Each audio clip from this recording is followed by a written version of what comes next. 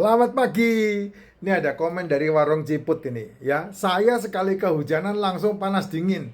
Kalau minum air es juga badan sakit Pak Jas. Aduh, sedih banget Pak. Ngenes banget. Kamu itu diciptakan sama Tuhan itu sempurna loh ya.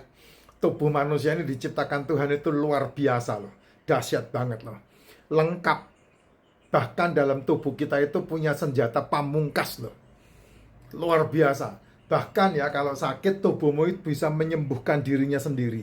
Itu tubuh kita ini sangat dahsyat banget. Cuman permasalahannya kita tidak menjaga. Kita cenderung acuh ketika kita merasa diri sehat. Sedangkan kamu punya mobil, kamu punya motor, kamu punya sepeda, kamu punya TV, kamu punya kipas angin, kamu punya kulkas lebih dirawat ketimbang tubuhmu. Saya bingung itu dengan manusia. Ya, padahal manusia itu diciptakan Tuhan sangat luar biasa. Sebetulnya simple loh, hidup ini simple. Kamu ini hanya menjaga asupan untuk tubuhmu, bukan sembarang mengasupkan ke tubuhmu, bukan. Kalau kamu sembarang mengasupkan tubuhmu, nah itu kamu udah ngawur. Ya, apa aja dimakan, ada barang enak dikit dimakan, ada itu dikit dimakan. Nah itu sekarang ini zamannya seperti itu, Jess. Ngeri banget. Dan orang menggunakan kreativitasnya untuk menjadi makanan, dan itu tidak sehat. Ya, yang betul untuk cari duit ya, tapi kalau kamu tertipu dengan seperti itu, ya itu kebodohan yang kamu ciptakan sendiri. Kalau saya tidak mau, ya, kalau saya tidak akan mau memakan makanan yang merupakan hasil dari kreativitas, saya tidak akan mau. Contoh, roti, ya roti dikasih daging, dikasih tomat, dikasih kol, dikasih saus, dikasih dibakar. Nah itu saya tidak akan makan. Karena apa? Itu kreativitas orang cari makan itu. Kreativitas orang cari duit. Nah orang-orang yang kemakan adalah orang-orang yang tertipu dengan itu.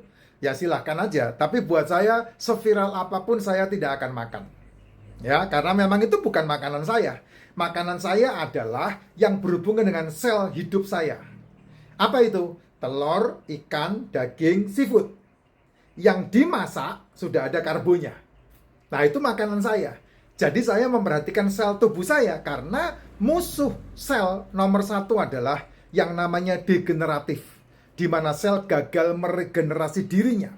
Kenapa sel gagal meregenerasi dirinya? Karena kamu tidak mengasupkan makanan sel.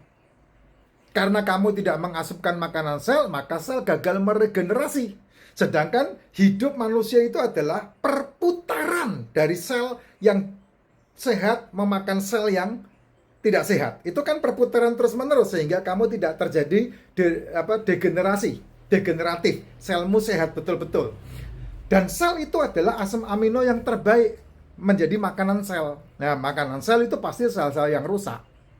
Gitu. Sedangkan yang kamu asupkan ke tubuhmu bukan makanan sel yang sehat, tetapi makanan sel yang rusak. Apa itu? Gula. Tepung itu gula, nasi itu gula, jajanan itu gula, cemilan itu gula, cepuluh itu gula, minuman berenergi itu gula. Nah itu kamu asupkan. Sementara sel tubuhmu tidak membutuhkan itu. Sel tubuhmu membutuhkan asam amino dan asam lemak untuk meregenerasi dirinya. Nah, karena asupan itu tidak ada, maka sel yang rusak itu lebih besar di dalam tubuhmu yang diasupin makanan-makanan tadi. Maka muncullah yang namanya kanker, muncullah yang namanya penyakit-penyakit penyumbatan, muncul yang namanya penyakit-penyakit degeneratif, muncul namanya penyakit-penyakit degeneratif yang kemudian karena kamu diobat-obati menjadi yang namanya komplikasi. Makanya saya selalu bilang, orang yang meminum obat hanya satu obat, suatu ketika pasti 3-5 tahun yang akan datang pasti dia akan terobati atau terfarmasi. Apakah tidak boleh minum obat? Boleh, boleh. Ada beberapa macam penyakit yang kamu harus minum obat. Contoh kamu sakit gigi, harus minum obat karena kalau tidak kamu tidak kuat sakitnya. Ya, sehingga kamu untuk bisa pergi ke dokter gigi dan kemudian diobati, disembuhkan, diperbaiki gigimu oleh dokter gigi ketika kamu mengasupkan obat yang berhubungan dengan mati rasanya gigi. Ya, biasanya itu kata plum.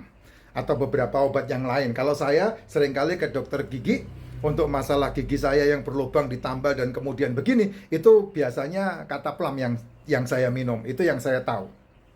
Ya, itu boleh. Contoh, kamu dioperasi pasti minum obat anti apa itu yang mati rasa itu, ya, anestesi itu. Pasti kamu dianestesi, Jess. Nggak mungkin tidak.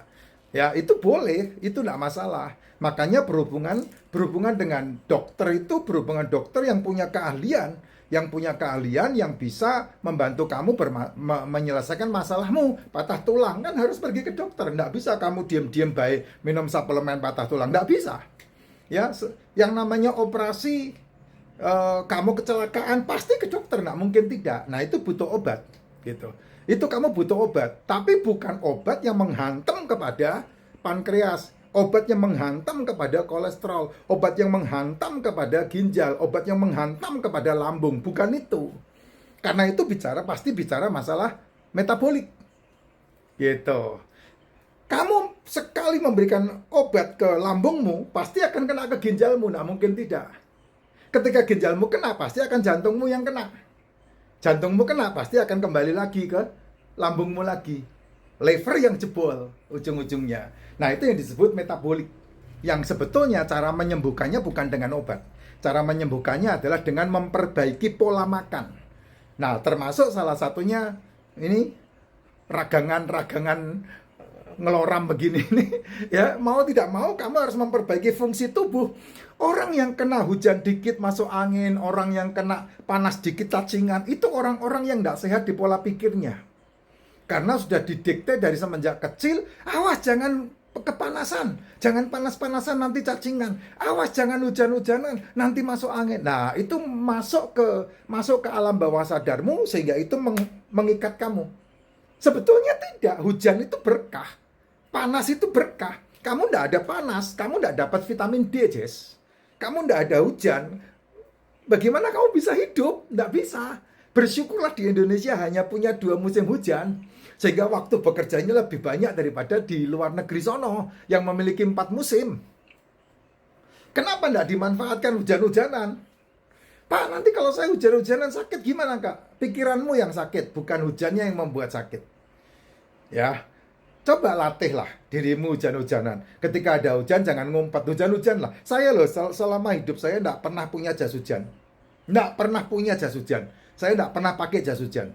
Kenapa ya? Karena saya nikmatin hujan. Kamu boleh tanya sama istri saya, kamu boleh tanya sama anak saya, kamu boleh tanya sama tim saya. Di Google cari aja itu, timnya Outbound Effendi, Pak E. Kamu tanya sama mereka. Sekarang di Lembang ada yang namanya Pak Sule, yang mereka mempunyai perusahaan sendiri. Ada yang namanya Fatimah, punya membentuk perusahaan sendiri. Ada istrinya Pak Aldo, yang saya latih untuk dia tahan banting. Nah, istrinya sekarang membentuk perusahaan sendiri. Kamu tanya Bu siapa itu? Bu Mutia, istrinya. Ya, ada Yan sana. Itu semuanya saya latih hujan menter. Bah, jangankan hujan ya, lewat jalan gelap aja tidak berani pulang kok.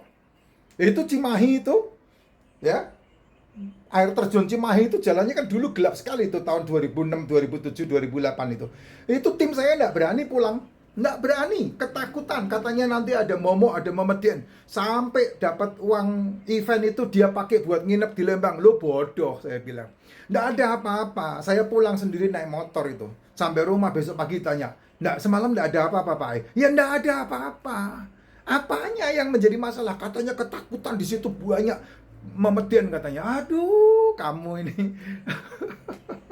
Ini mindsetnya diperbaiki ya, Jess ya. Nah, demikian juga dengan kesehatan, demikian juga dengan apa, ketakutan-ketakutan yang kamu ciptakan. Ya, itu jangan. Kamu itu harus paham itu. Memedian begitu itu ndak ada itu. Pocong itu ndak ada, kuntilanak itu ndak ada, ya. Jin itu ndak ada. Kalau kamu di Arab, Saudi atau di Timur Tengah, nah jin itu memediannya. Kalau di Indonesia ya pocong. Kalau di Eropa namanya Dracula.